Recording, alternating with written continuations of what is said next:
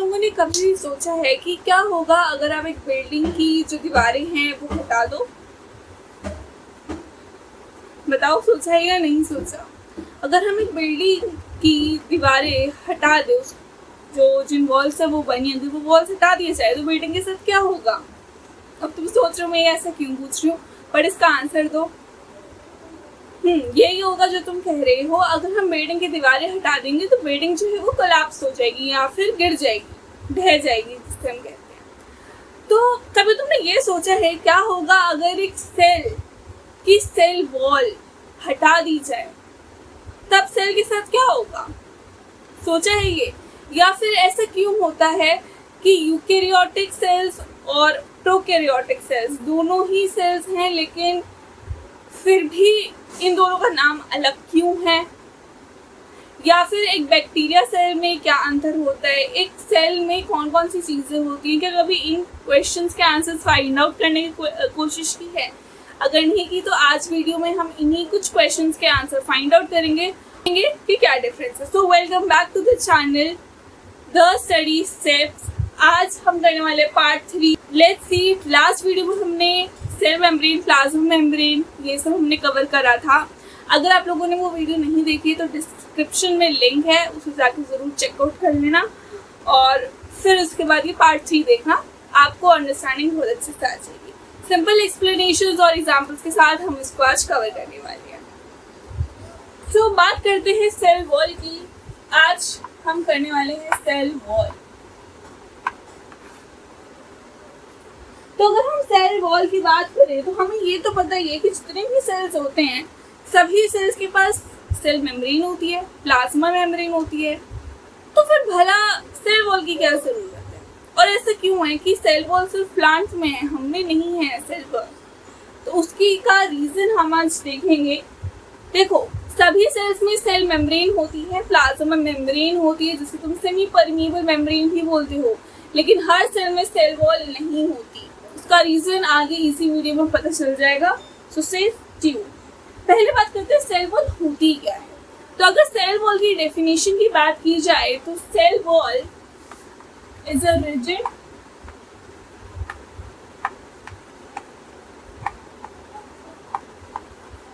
Cell wall is a rigid, ये word जो है ये इम्पोर्टेंट है। Cell wall is a rigid non living outer covering.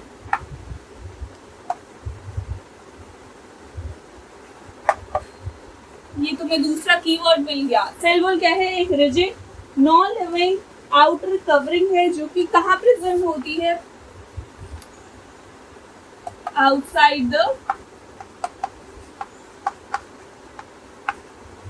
Cell membrane. Cell membrane हम last video में बहुत अच्छे से समझ चुके हैं। अगर तुम्हें नहीं पता है, तुमने नहीं देखी है वो video, so please watch it, वो देखो पहले और फिर इसे आके देखना, अच्छे से समझ में आ जाएगा। सेल वॉल क्या होता है? एक rigid non living outer covering है। रिजिड का मतलब जो फ्लेक्सिबल नहीं है, जो ठोस हो। बेसिकली रिजिड यानी कि ठोस हो, जो फ्लेक्सिबल नहीं है, उसको हम बोलते हैं रिजिड। नॉन लिविंग यानी कि ये जो सेल वॉल होती है ये नॉन लिविंग होती है। मैंने तुम्हें बताया था सेल्स दो तरीके के होते हैं, कुछ सेल्स ऐसे होते हैं जो लिविंग होते हैं, कुछ सेल्स ऐसे होते हैं जो नॉन लिविंग होते हैं। तो ये क्या है? ये नॉन लिविंग है। और ये क्या है? आउटर कवरिंग है। प्लस ये क्या कहाँ पर लाया करती है? सेल मेम्ब्रेन के बाहर लाया करती है। याद हो, ये तुम्हारा सेल है, मैंने तुम्हें बोला था ये तुम्हारा सेल मेम्ब्रेन है।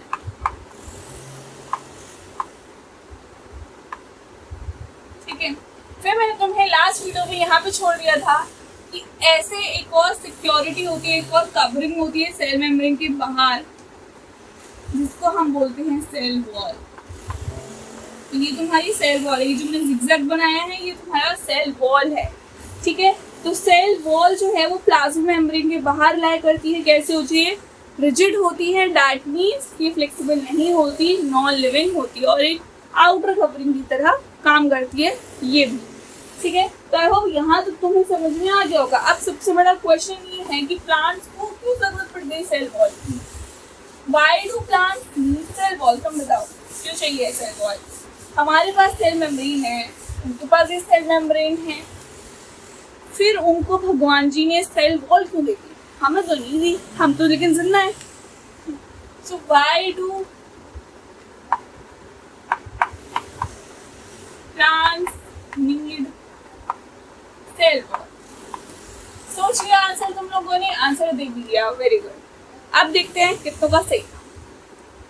अच्छा मुझे एक बात बताओ, क्या जो प्लांट्स हैं, जब भी बारिश आता है, तूफान आती है, आंधी आती है, तो क्या प्लांट्स अपने आप को प्रोटेक्ट करने के लिए अपनी जगह से हिल के किसी दूसरी जगह जा सकते हैं? जैसे जब तुम्हें, अभी हमारा बारिश का मौसम चल रहा है ना, कल परसों बारिश बहुत हुई थी, कल तो पूरे दिन ही हुई थी लगभग, तो कल या परसों पूरे दिन ही हुई थी, पूरा भर गया था। तो जब बारिश होती है तो तुम क्या करते हो? बारिश होती है, तुम सपोज रास्ते में हो तो तुम क्या करते हो? तुम शेल्टर ले लेते हो कहीं, ठीक है, किसी शॉप के अंडर या कहीं तुम शेल्टर ले लेते हो अपने आप को रेन से प्रोटेक्ट करने के लिए। तूफान आता है तो तुम घर में रहते हो, सो डैट कोई भी चीज़ उड़ के तुम्हें ना लगे, राइट? तो क्या प्लांट्स भी ऐसा कर सकते हैं कि ओ बारिश आ रही है, तूफान आ रहा है, चलो चलो हम चलते हैं?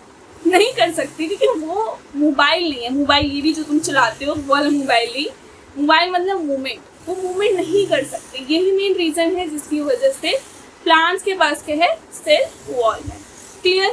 सेल वॉल क्यों है? क्योंकि जो प्लांट्स हैं वो मोबाइल नहीं है, they are not mobile. Mobile नहीं है, यानी कि वो मूवमेंट नहीं कर सकते, ठीक है? मोबाइल का मतलब यहाँ पे क्या है? मूवमेंट, वो मूवमेंट नहीं कर सकते, that's the main reason. Okay, हम कर सकते हैं तो हमें नहीं है ज़रूरत, राइट? लेकिन प्लांट्स को ज़रूरत है सेल वॉल की। ओके, अच्छा, तो इस रीजन की वजह से प्लांट्स के पास क्या होती है? सेल वॉल होती है। अब तुम्हारे दिमाग में आ रहा होगा बस ये काम है, कुछ काम वाम करता ही नहीं करता ये। अच्छा मुझे एक बात बताओ, क्या कर सकता है? तुम्हारे पास कोई ठोस सिक्योरिटी के तौर पे, इसको हम Z+ सिक्योरिटी बोलते हैं, अगर तुम्हें पता हो। एक तरीके से सेल वॉल जो है वो एक्स्ट्रा सिक्योरिटी की तरह काम कर रही है। तो अगर सिक्योरिटी है तो क्या करेगी? वो प्रोटेक्शन देगी, नहीं देगी? तो यस, वो क्या करती है? सेल को प्रोटेक्ट करती है, protects the cell, right? Second of all, अब मुझे ये बताओ कि मैंने तुम्हें बोला कि ये प्रोटेक्ट करती है सेल को, तो स्ट्रेंथ देती होगी या नहीं देती होगी? ऑब्वियसली सहारा देती है ना, स्ट्रेंथ देती है, सपोर्ट देता है। तो ये क्या करता है? सहारा देता है। तो it provides strength and support. Plant को क्या देते हैं? स्ट्रेंथ एंड सपोर्ट देता है ये, ठीक है? क्योंकि ये Z+ सिक्योरिटी, एक्स्ट्रा सिक्योरिटी है, तो उसको प्रोटेक्ट तो करेगा इस सेल को, बट उसका एक सहारा भी बनेगा, एक स्ट्रेंथ भी बनेगा। जैसे तुम्हारा सहारा तुम्हारे दोस्त होंगे, कुछ लोग होंगे, कुछ लोगों के पेरेंट्स होंगे, कुछ लोगों के उनके सिबलिंग्स होंगे, राइट? तो सिमिलरली जो सेल वॉल है वो क्या प्रोवाइड करता है? स्ट्रेंथ और सपोर्ट देता है, उसे सहारा देता है। अपराइट यानी कि सीधा खड़े रहने में मदद करता है, keeps plant upright.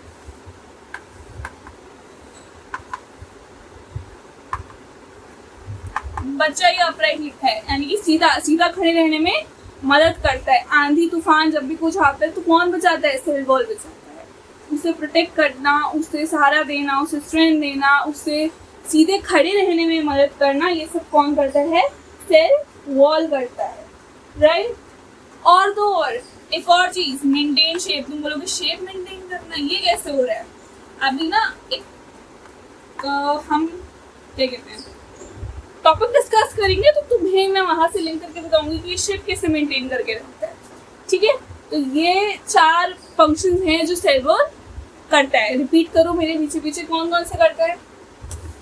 Protect the cell, second provides strength and support, third keeps plant upright, सीधा रहने में खड़े रहने में मदद करता है, and fourth maintains shape. Shape कैसे मेंटेन करता है, ये सबसे बड़ी दुविधा है, वो हम अभी आपको बताते हैं, ठीक है?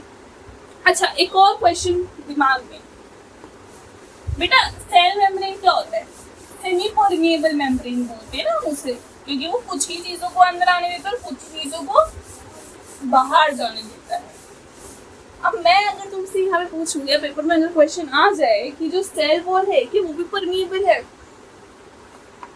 इज सेल वॉल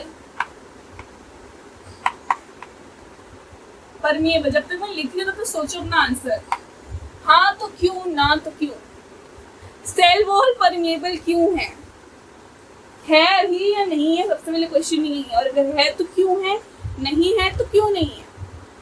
ठीक है, तो आंसर बेटा इजीली इसका जो है वो ये है कि जो आपका सेल वॉल होता है ना, सेमी परमीएबल नहीं होता। तो क्या होता है, परमीएबल ही नहीं होता, नहीं, वो होता है फ्रीली परमीएबल। सॉरी मेरी टंग स्लिप हो रही है आज, फ्रीली परमीएबल, पता नहीं सुबह से ना यही हो रहा है, मेरी टंग स्लिप हो रही है।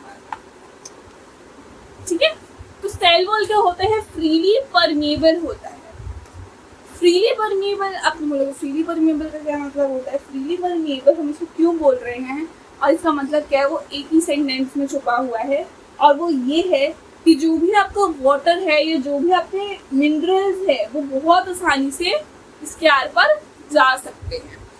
वाटर और जो आपके डिसॉल्व मिनरल्स हैं दे कैन पास इजीली। ठीक है, इसलिए इसको फ्रीली परमीएबल बोला गया है कि ये फ्रीली परमीएबल होता है, तुम आराम से जाओ। राइट, समझ में आ गया। सो आई होप यहाँ तक तो तुम्हें समझ में आ गया होगा। अब हम बढ़ते हैं आगे, जो कि है तुम्हारा एक तरह से अब इसको ले लो नेक्स्ट टॉपिक। बेटा ये हटा दूं मैं, मुझे हटा ही देना चाहिए, वैसे बहुत छोटा है।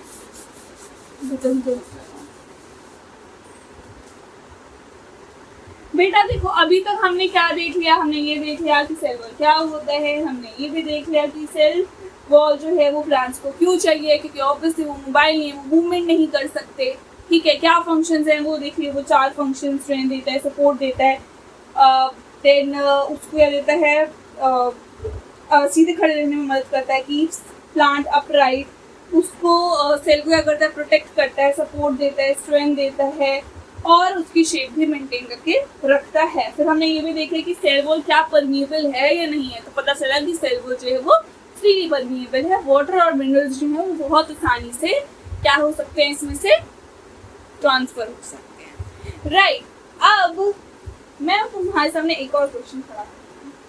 आज मैं पूरे क्वेश्चंस के जुगाड़ के साथ आई हूँ। ठीक है, that is osmosis in plants है। ऑस्मोसिस प्लांट से नहीं होता है, देखते हैं बेटा, होता नहीं होता। ठीक है, ऑस्मोसिस इन प्लांट से। अच्छा, अब मैं तुम्हें एक बात बताती हूँ बेटा, ऑस्मोसिस डिफ्यूजन की हमने लास्ट वीडियो में डिटेल में करा हुआ है, सिर्फ मैं तुम्हें शॉर्ट में बता देती हूँ। डिफ्यूजन जो होता है, डिफ्यूजन के अंदर semi permeable membrane, that means your plasma membrane और सेल मेम्ब्रेन जो है वो इन्वॉल्व नहीं होती, सबसे बड़ा अंतर। दूसरा बड़ा अंतर कि डिफ्यूजन किसी सॉलिड का भी हो सकता है, लिक्विड का भी हो सकता है, गैस का भी हो सकता है, लेकिन ऑस्मोसिस सिर्फ और सिर्फ लिक्विड का होता है। और ऑस्मोसिस में semi permeable membrane, that is your plasma membrane और सेल मेम्ब्रेन, ये इन्वॉल्व जरूर होंगे। क्लियर?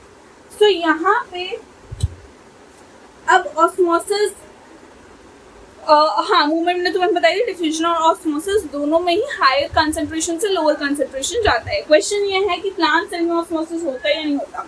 तुमने प्लांट सेल लिया, ठीक है, सपोज ये तुम्हारी क्या है, जो लेना तुम्हें तुम ले लो, जल वगैरह जो भी, बेटा मैं बस इतना बड़ा ग्लास ही है बस, ठीक है, तो मैं वो ले और इसके अंदर मैंने प्लांट सेल डाला है। क्या ये प्लांट सेल? अब हुआ क्या, प्लांट सेल तो मैंने डाला, ठीक है, यहाँ पे क्या है, पानी, ओके, H2O है, H2O है ये, राइट। सो पानी है और पानी के अंदर क्या है, हमारा प्लांट सेल डाला हुआ है।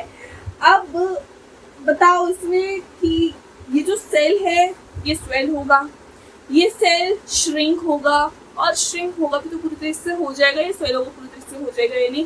तुम्हें आंसर बताना, समझ में आ गया तुम्हें ये बताना है कि ये सेल श्रिंक होगा या नहीं होगा, या फिर ये सेल स्वेल होगा, होगा क्या एक्चुअली में। तो बेटा इसका आंसर है कि ना, देखो सेल होगा तो श्रिंक ही, क्योंकि कंसंट्रेशन पानी का कहाँ है, बाहर ज्यादा है और अंदर क्या है, कम है, तो मूवमेंट किसकी होगी, हायर टू, सॉरी एक काम करते हैं यहाँ पे ना थोड़ा बेटा ज्यादा रख लेते हैं, तब थोड़ा समझ में आसानी रहे। ठीक है, यहाँ पे मान लेते हैं सेल में कंसंट्रेशन हायर है, ऐसे में अगर उल्टा अंदर लोअर रखूंगी तो समझ में नहीं आएगा कि मैं कहना क्या चाह रही हूँ। तो मान लो सेल में हायर कंसंट्रेशन है और बाहर कंसंट्रेशन लोअर है, तो मूवमेंट तो क्या होगा, हाई टू लो, राइट। तो दैट मीन्स कि जो सेल है वो तो श्रिंक हो जाएगा। बट तुम्हें अगर मैं एक बात दूँ, क्या तुम्हें इसकी शेप में कोई चेंज दिखेगा? अब आधे से ज्यादा बच्चे बोल रहे हो कि हाँ शेप चेंज हो जाएगी ना, श्रिंक होगा, सिकुड़ जाएगा, जैसे बलून हो जाता है उनमें से पानी निकाल देते हैं। तो बट बेटा व्हाट इफ अगर मैं ये बोलूँ कि जो ये सेल श्रिंक होगा ना, तो इसकी शेप में चेंज ही नहीं आएगा, इसकी शेप चेंज ही नहीं होगी। हो गए शॉक? कैसे, क्यों? बहुत सारे सवाल उठे, चलो इसको सॉल्व करते हैं। तुम्हारी डाउट को भी तो मुझे ही क्लियर करना है, ठीक है। तो अब देखो होगा क्या बेटा, याद करो, जो ये प्लांट सेल है, प्लांट सेल में दो सिक्योरिटी होती है, एक सेल वॉल और एक plasma membrane. Plasma membrane semi permeable है, ठीक है, और जो आपका सेल वॉल है वो फ्रीली परमिएबल है, ठीक है। सेल मेम्ब्रेन इतनी रिजिड नहीं होती, मेन पॉइंट ये है, लेकिन सेल वॉल रिजिड होती है, ठोस है बेटा, रिजिड है वो, फ्लेक्सिबल नहीं है वो। तो बेसिकली होगा क्या, सेल तो होगा श्रिंक, लेकिन शेप में कोई चेंज नहीं आएगा। बेटा मान लो ये तुम्हारा क्या है, प्लांट सेल है, मान लो, ठीक है, और ये जो मैंने छोटा सा अंदर मैंने ये बनाया है, ये आपका क्या है बेटा, ये आपका है सेल मेम्ब्रेन, ठीक है। तो ये आपका सेल वॉल है, प्लीज अंडरस्टैंड, ये आपका सेल वॉल है और ये आपकी सेल मेम्ब्रेन है। अंदर और भी बहुत सी चीजें होती है, मैंने बताया था बेटा, अगर नहीं पता कोई बात नहीं, आप 2 पार्ट आए हुए इस चैप्टर के, आप वो देख लो और फिर आप ये देख लो, आपको बहुत मजे से समझ में आ जाएगा, ठीक है। वीडियो स्किप करने की जरूरत नहीं है और ज्यादा बड़ी वीडियो नहीं है, विदिन 30 मिनट्स में कॉन्सेप्ट क्लियर करेंगे, राइट। शॉर्ट वीडियो, ऐसा नहीं 1 घंटे की बनाई हुई है। तो अंदर क्या होता है, साइटोप्लाज्म वगैरह होता है, ठीक है, साइटोप्लाज्म होता है, न्यूक्लियस होता है। तो बेटा बेसिकली होगा क्या ना, यहाँ पे तो हायर कंसंट्रेशन है, बाहर जो है वो लोअर कंसंट्रेशन है, इसमें से पानी बाहर निकलेगा। तो होगा क्या, ये जो सेल मेम्ब्रेन है ना, इसके अंदर न्यूक्लियस भी है, इसके अंदर ऑर्गेनलीज भी है बहुत सारी, राइट, जो अलग अलग काम करती हैं। तो होगा क्या, ये सब श्रिंक हो जाएंगे, ठीक है, ये सब श्रिंक हो जाएंगे। क्यों श्रिंक हो जाएंगे, क्योंकि ये रिजिड नहीं है, क्योंकि ये रिजिड नहीं है, ठीक है। तो ये सब तो क्या हो जाएंगे बेटा, सिकुड़ जाएंगे, ये सब हमारे सिकुड़ जाएंगे। मैं इसको सिकुड़ा रही हूँ, तुम देखो कितनी प्यारी सिकुड़, ये कुछ ऐसे तो हो गया, ठीक है। तो ये सिकुड़ गया, ठीक है। अभी सारी तो एम्प्टी स्पेस है, सेल वॉल नहीं सिकुड़, क्योंकि वो क्या है, वो रिजिड है, वो फ्लेक्सिबल नहीं, वो रिजिड है, ठीक है। तो सेल वॉल नहीं सिकुड़ा, अंदर का सारा जो मटेरियल था वो सिकुड़ गया, तो शेप तो अभी भी इसकी ऐसी, समझ में आया। बेसिकली अंदर कंटेंट एक जगह इकट्ठा हो गया, लेकिन बाहर शेप जो है वो ऐसी है, समझ में आया तुम्हें? थोड़ा थोड़ा आ गया, नहीं आया बोलो जल्दी जल्दी। बेसिकली सेल वॉल रिजिड है, तो सेल वॉल जो है वो नहीं सिकुड़ेगी। सेल मेम्ब्रेन जो है तुम्हारी वो सिकुड़ के देखो एक जगह हो गई है, ठीक है। तो बाहर की कवरिंग तो सेम है, बाहर की कवरिंग जब सेम है तो वो तो शेप तो वैसी रहेगी, लेकिन सेल हुआ श्रिंक है बेटा, देखो कुछ गलत नहीं है इसमें, ठीक है। समझ में आ गया तुम्हें? ओके, अब ये तुम्हारा चीज क्लियर हो गया है। अच्छा, यहीं पे अगर मैंने एनिमल सेल रखा होता तो एनिमल सेल जो है वो पूरा श्रिंक हो जाता, वो पूरा हो जाता, क्योंकि क्यों, उसकी शेप भी चेंज हो जाती, क्यों, क्योंकि उसके पास सेल वॉल नहीं है। ऑलराइट, अब बात करते हैं बेटा कॉम्पोजिशन ऑफ सेल वॉल की। बेटा सेल वॉल में सेल वॉल बना कैसे? अरे सेल वॉल इतना पढ़ दूंगी, पहले ये तो बता दो ये बना किस चीज से है ना। सेल मेम्ब्रेन प्रोटीन लिपिड से बना था, सेल वॉल कैसे दिखना, तो चलो उसे बनाओगे नहीं तुम किसी तरह से, बनाए वो। सेल वॉल किससे बना है बेटा? सेल वॉल बना है आपका सेल्यूलोज, बेटा पता नहीं सही मेरी टंग आज बहुत से बोल रही है, सेल्यूलोज। तो सेल वॉल किससे बना है? सेल्यूलोज तो बना है, है। अच्छा, अब यहाँ पे क्या होता है, ये जो सेलुलोज है इससे क्या बना है, सेल वॉल बना है। ठीक है, अब तुम मुझे बताओ, तुमने छोटी क्लासेस में पढ़ा है कि क्या सेलुलोज जो है वो ह्यूमन डाइजेस्ट कर सकते हैं? Answer is a big no, human digest नहीं कर सकते इसको। हाँ, अगर तुमने सेलुलोज खा लिया, तुमने घास खा ली मान लो, ठीक है, तुम्हारा बहुत मन करा और तुमने घास खा ली, ठीक है, वैसे भी जब बच्चे थे तुम कुछ भी करते थे, तो क्या पता हमने घास खाई थी, हमें नहीं पता, मम्मी से पूछना।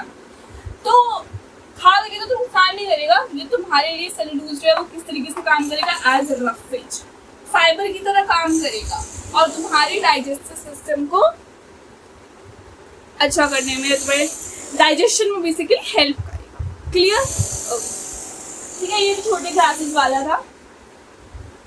अच्छा, अब मैं तुमसे कुछ क्वेश्चंस पूछना चाहती हूँ बेटा, ये तुम्हारी बुक में दिए हुए हैं, एनसीईआरटी में दिया हुआ है ये तुम्हारा, राइट, और इस पे इन्होंने पॉज एंड कॉन्ट्रेस्ट दे रखा है, ठीक है, तो मैं बस तुमसे वही पूछ रही हूँ, नथिंग, आखिर में सब कुछ कवर करके चलना चाहिए, राइट। पहला क्वेश्चन बेटा, why do plants need a cell wall whereas animals don't? Plants को सेल वॉल क्यों चाहिए और एनिमल्स को क्यों नहीं चाहिए? तो तुम क्या बोलोगे बेटा, इसको अंग्रेजी में लिख देना, तो तुम क्या बोलोगे, क्योंकि प्लांट सेल्स जो हैं वो मोबाइल नहीं है, वेयरएज एनिमल सेल्स जो होते हैं वो मोबाइल होते हैं। इस रीजन की वजह से प्लांट सेल को एक्स्ट्रा सिक्योरिटी चाहिए होती है, जिसको क्या बोलते हैं, सेल वॉल, जो उसको स्ट्रेंथ सपोर्ट देता है, उसे शेप देता है और क्या करता है, उसे और क्या देता है, उसे प्रोटेक्ट करता है, ठीक है, तो इसका मेन रीजन रहेगा। Okay, second question. What if the cell wall becomes flexible like the cell membrane?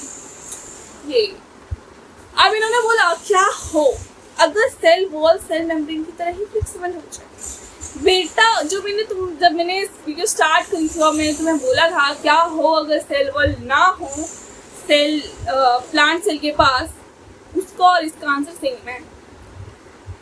अगर सेल वॉल सेल मेम्ब्रेन की तरह हो गई, फ्लेक्सिबल, रिजिड नहीं रही वो, तो क्या होगा? तो बेटा कुछ चीजें होंगी। सबसे पहली बात, सेल वो शेप प्रोवाइड कर, क्या वो शेप प्रोवाइड कर पाएगा? नहीं, वो भी सिकुड़ जाएगा उसकी तरह। अब तुम्हें समझ में आया कैसे मेंटेन करता था वो शेप? मैंने अभी तुम्हें समझाया भाई, ये सेल ड्रॉ करके कि अंदर का तो सब कुछ सेल मेम्ब्रेन वगैरह न्यूक्लियस वगैरह सब सिकुड़ गया, लेकिन वो सेल वो वैसे का वैसा ही है, इसलिए शेप मेंटेन हो जाती है। अब तुम्हें वो पॉइंट समझ में आ गया? तो क्या अब अगर सेल वॉल भी फ्लेक्सिबल हो जाए सेल मेम्ब्रेन की तरह, तो क्या what we say shape maintain हो पाएगी? Answer is a big no, नहीं हो पाएगी, ठीक है। अच्छा, अब मुझे ये बताओ क्या उतना स्ट्रॉन्ग रह पाएगा? क्योंकि जो सेल वॉल है वो स्ट्रेंथ देता है अपनी रिजिडिटी की वजह से, सपोर्ट देता है, उसे स्ट्रेंथ देता है किसको?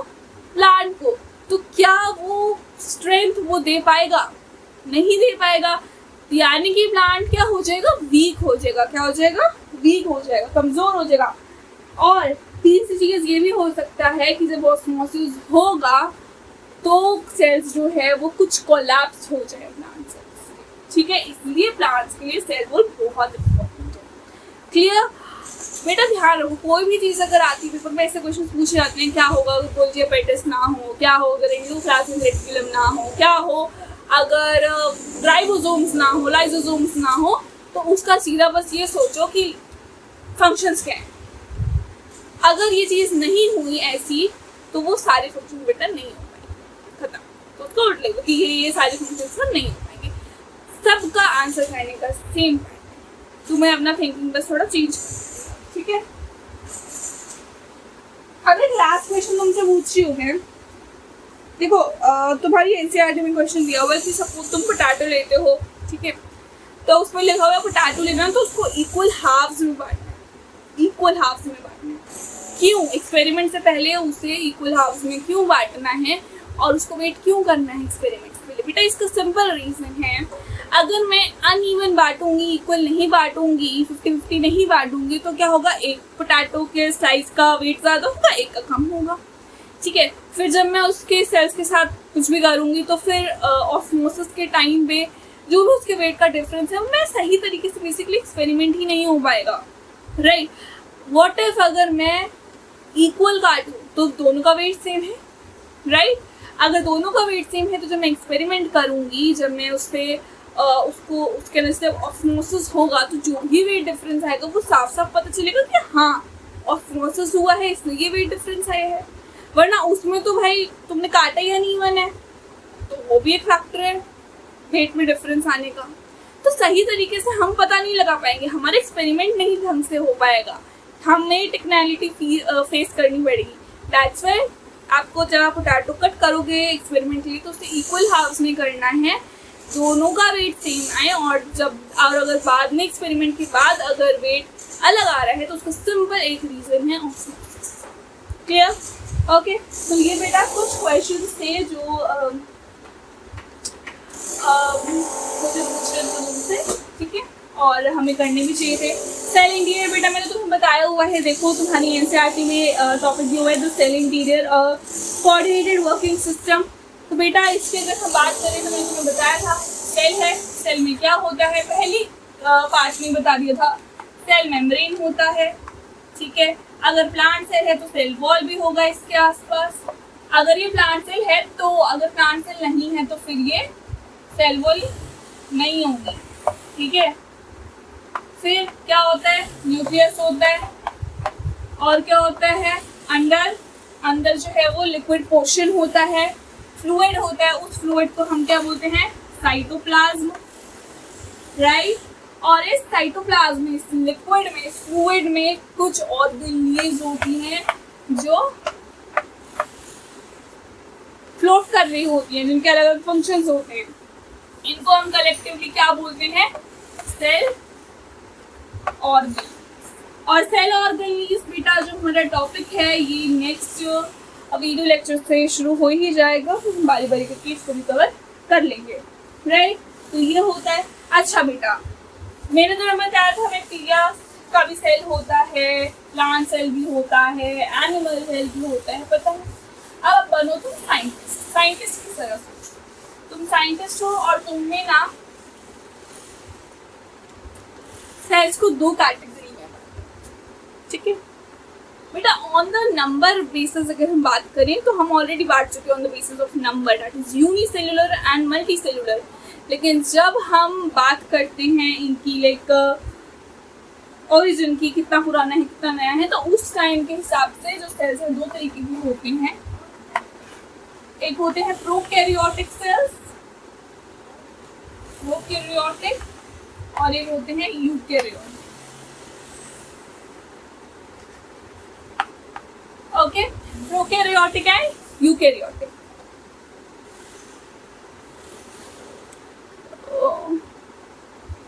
Okay, so prokaryotic and eukaryotic. Prokaryotic cells की साइज की अगर बात करें तो बेटा जी इसका जो साइज है वो नॉर्मली अगर आप देखोगे तो प्रोकैरियोटिक सेल का जाता है 1 to 10 नैनोमीटर।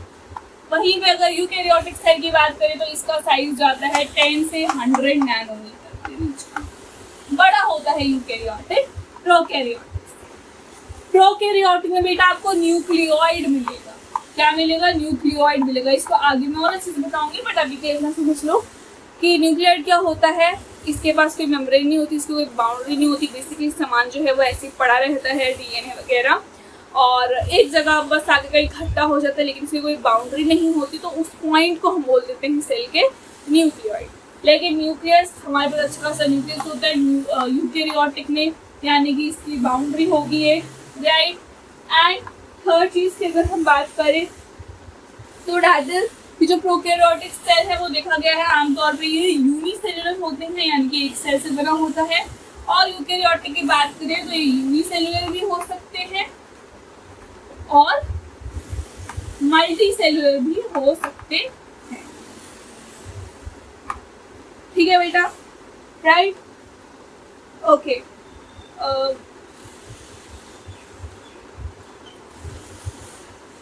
एक और पॉइंट रखते हैं हाँ, इसमें जो प्रोकैरियोटिक होते हैं इसमें ऑर्गेनेल्स जो होती है लाइक गोल्गी एपेटाइट्स और ये सारी मतलब जितनी भी ऑर्गेनेल्स तुम पढ़ोगे आगे, तो जो ऑर्गेनेल्स होती हैं उसमें मेम्ब्रेन नहीं होता, तो बेसिकली मेम्ब्रेन बाउंड ऑर्गेन्स नहीं होती, राइट। जैसे माइटोकॉन्ड्रिया में तुम देखोगे तो मेम्ब्रेन होती है, लेकिन प्रोकैरियोटिक में नहीं होगी।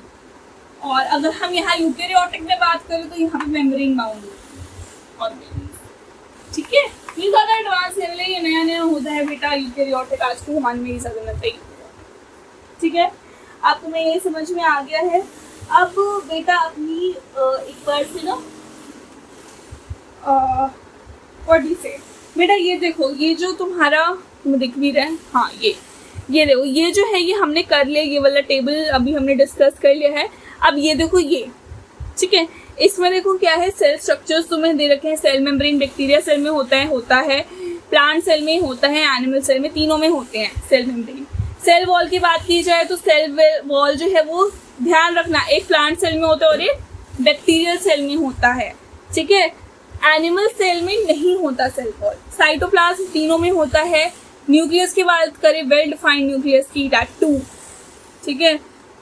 तो ये आपका बैक्टीरियल सेल में नहीं होता, बाकी दोनों में होता है। और प्रिमिटिव न्यूक्लियस, जिसको हम न्यूक्लियोइड बोलते हैं, प्रिमिटिव न्यूक्लियस यानी कि बेटा न्यूक्लियोइड ही, ठीक है।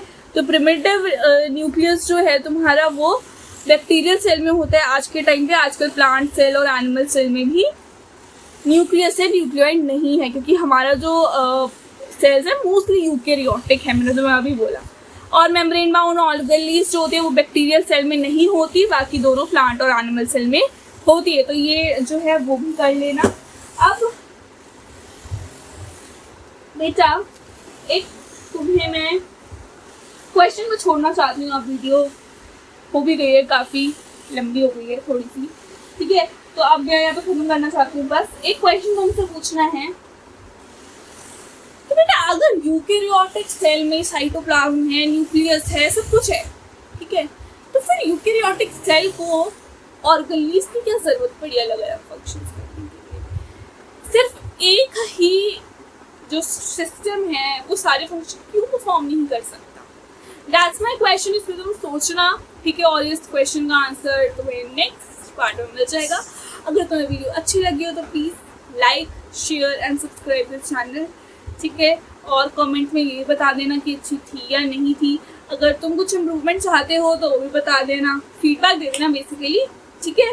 और अगर अच्छी लगी तो शेयर करना, सब्सक्राइब कर लेना चैनल को, ताकि आगे आने वाली वीडियोस तुम्हें मिलती रहे। और मैं मिलती हूँ आपसे एक और नई वीडियो के साथ, पार्ट 4 के साथ।